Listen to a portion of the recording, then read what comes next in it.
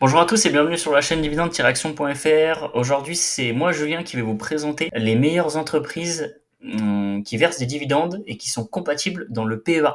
J'avais fait une autre vidéo sur les top 10 des entreprises qui versent le plus de dividendes. Ici, on va se concentrer principalement sur les entreprises compatibles PEA. Alors, pour PEA, une petite précision, plan d'épargne action, principal intérêt, et après je vous présente tout de suite les entreprises en rentrant dans le vif du sujet. L'intérêt du PEA, c'est de bénéficier de cette exonération d'impôt après les 5 ans, et donc voilà, de payer seulement les prélèvements sociaux à 17,2% au lieu des 30% si vous avez investi sur un compte titre ordinaire et payer la flat tax de 30%. D'accord. Euh, les dividendes sont non imposés, ça c'est important lorsque vous allez acheter des actions sur les entreprises que je vais vous présenter après. Euh, si vous réinvestissez les dividendes automatiquement dans votre PEA, vous n'êtes pas imposé dessus. Et là, c'est la magie des intérêts composés. C'est vraiment ce qui est intéressant avec le PEA.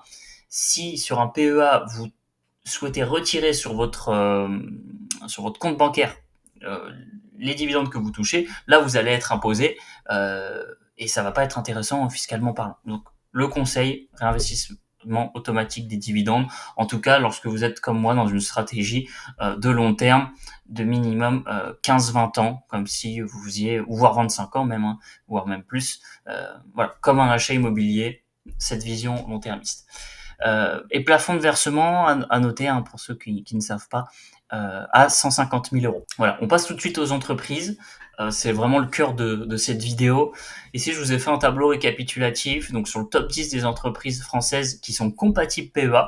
Donc dès aujourd'hui, vous pouvez investir sur ces entreprises et ces entreprises versent des dividendes tous les ans. Alors certaines sont tous les trimestres comme Total Energy, d'autres ont plutôt des versements annuels, voilà, semestriels. Ça dépend des entreprises. En tout cas, voilà, vous avez des entreprises classées par rendement. Alors, je le rappelle aussi, le rendement n'est pas un indicateur suffisant pour, selon moi, investir dans une entreprise. Il y a aussi d'autres éléments à prendre en compte.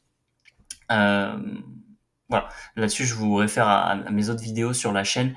L'idée étant, c'est que si on est juste sur cette stratégie de rendement et qu'on s'intéresse juste à combien on va gagner en dividende si j'investis dans cette entreprise et non pas forcément à la croissance de l'entreprise elle-même, eh bien là vous avez la liste de ces entreprises qu'on connaît tous, voilà, principalement quand même dominées par les banques et les énergies. Voilà, j'inclus aussi Total Energy là-dedans, donc voilà, pas trop de surprises. Vous avez la liste, je vous laisse faire pause aussi, et je vous ferai le récap aussi dans la description. Et si on s'intéresse aux principales grandes capitalisations européennes, vous avez, donc là vraiment on englobe, hein, on n'est pas que sur les entreprises françaises, mais vraiment Europe, hein, parce que c'est aussi le but du PEA finalement, c'est d'investir dans des actions européennes. Là, voilà un petit peu la répartition. On a du Intensa, du Crédit Agricole, donc entreprise française, ING Group, Unicredit, Veolia. Voilà. Je vous invite, avant d'investir dans ces entreprises, à vous intéresser un petit peu à chacune d'entre elles, à regarder la proposition de valeur, la maturité de chaque entreprise dans son secteur respectif avant d'investir. Petit disclaimer, c'est important, la vidéo que vous voyez ici n'est pas un conseil en investissement, d'accord? Ça c'est vraiment important. L'idée c'est de vous fournir des indications, des indicateurs. Je vous partage sur cette chaîne des éléments moi d'analyse que je prends en compte lorsque j'investis via mon PEA ou via des comptes titres, mais principalement via PEA. Voilà. L'idée c'est que vous ayez, que je vous partage et que vous ayez des informations là-dessus. Qui sont, je l'espère, intéressantes pour vous dans votre stratégie d'investissement future ou actuelle. Alors voilà, ça petit point global, c'est ce que je disais, principalement dominé par la partie banque, finance et énergie et pharmaceutique. En fait, il faut vraiment se dire que c'est les trois piliers en Europe. Hein, attention, vous allez aux États-Unis, on a une partie tech qui est beaucoup plus dominante sur le marché américain, ce qui est pas le cas, voire pas du tout le cas, qu'on se le dise sur la partie européenne. Aussi, voici un exemple des meilleurs ETF à dividendes. Donc là, on a parlé des entreprises. Ici, l'idée, c'est de s'intéresser maintenant aux ETF. Alors les ETF, qu'est-ce que c'est? Ça va être des fonds dans lesquels vous allez pouvoir investir de manière plus simple qu'un fonds. Moi, je le traduis par un panier. En gros, c'est un grand panier dans lequel vous allez pouvoir investir dans plusieurs entreprises à la fois, au lieu de faire ce qu'on va appeler du stock picking, et donc de choisir spécifiquement des entreprises précises. Ok. Là, ce qui est intéressant, c'est qu'on va retrouver des émetteurs d'ETF qui sont très largement connus, fiables, même si en bourse il n'existe pas de risque zéro. Ici, vous avez des exemples d'ETF. Pareil, je vous laisse faire pause. Je mettrai le détail de ces ETF en description, mais je vous laisse faire pause si besoin pour noter les codes ISIN notamment. Et puis après, voilà, vous intéressez un petit peu. Ici, je vous ai mis les principales informations sur les rendements, les frais. Euh, Gardez à l'esprit que au niveau des frais des ETF, restez entre des ETF qui ont 0, jusqu'à 0,20-30% grand max. Quand vous allez au-delà, généralement, c'est quand même des frais qui ont tendance à être importants pour des ETF. Alors encore une fois, il y a plusieurs critères qui rentrent en compte, d'accord. En tout cas, voilà, dans le cadre d'un PEA, restez. Moi, j'ai de très bonnes performances sur des ETF qui ont des frais entre 0,10 et 0,20. Voilà, sur ce type d'ETF. Alors, quelques critères de sélection. L'idée, c'est de compléter finalement ce qui peut être intéressant à investir. Quelques pistes de réflexion. Stabilité du dividende. Voilà, dans votre réflexion, est-ce que l'entreprise a versé des dividendes de manière régulière? Oui, non, sur quelle période? Ça, c'est important à regarder. Et ça, c'est très simple. Alors, je veux dire, vous allez sur des IA, ChatGPT, peu importe une autre IA, ou même sur Google, vous allez avoir l'information. Le payout ratio, donc ici on s'intéresse au ratio de distribution du dividende.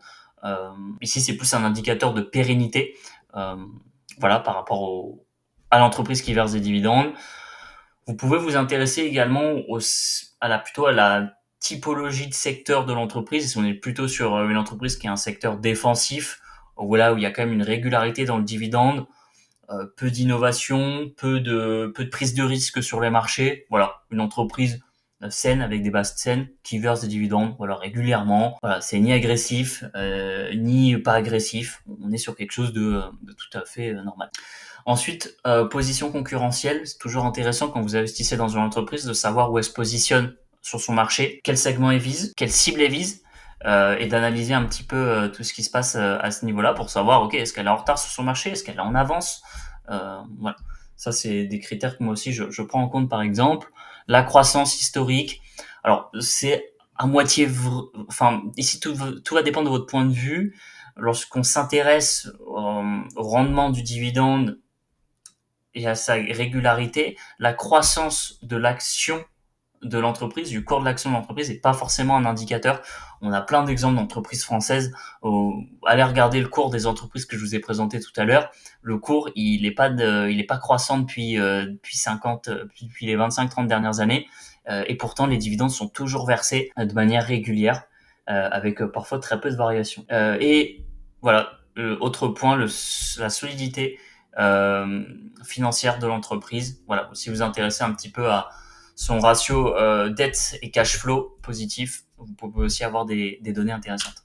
Alors, conseil pratique, voilà, l'idée c'est plus des pistes de réflexion à avoir dans une stratégie de diversification, répartir sur 8-12 actions. Ça, c'est propre à votre stratégie. Voilà, essayez plutôt de vous dire, ok, j'investis dans un ETF S&P 500, un ETF Eurostock 600, Eurostock 500, et de benchmark un peu ces ETF entre eux parce que tous ne se valent pas, même s'ils répliquent le même indice.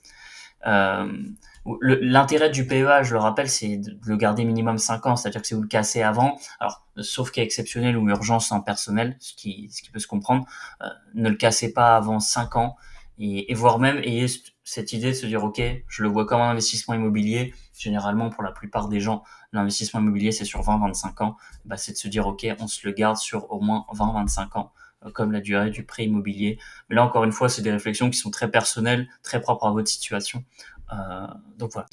Pensez effectivement à la retraite. Moi, le PEA, je le vois un peu comme ça. c'est de se dire ok, on n'aura peut-être pas forcément de retraite au vu de comment ça se profile en France à la date où je tourne cette vidéo en septembre 2025. Ok, c'est de se dire ok, ce PEA, c'est aussi une soupape pour la retraite. Et puis après, réinvestissement intelligent, l'intérêt vraiment sur le PEA, c'est de réinvestir les dividendes et de pas les toucher directement sur votre compte bancaire. Sinon, en fait, vous n'allez pas profiter de l'intérêt du PEA et donc ça sera pas intéressant. Donc PEA, très intéressant, fiscalement avantageux, des performances sur les entreprises françaises et européennes qui sont intéressantes dès lors que vous réinvestissez les dividendes pour profiter des intérêts composés et une réplication qui est permise maintenant sur les ETF aussi américains via des fonds spécifiques que je vous ai présentés tout à l'heure. Donc voilà, j'espère que cette vidéo vous aura plu, que vous aurez appris des choses. Je vois qu'on est à 11 minutes, écoutez c'est parfait, c'est à peu près le temps que j'avais prévu. Si vous avez des questions, n'hésitez pas à m'écrire en commentaire, puis j'y répondrai dès que possible. Et puis je vous dis à très vite pour de prochaines vidéos. À bientôt.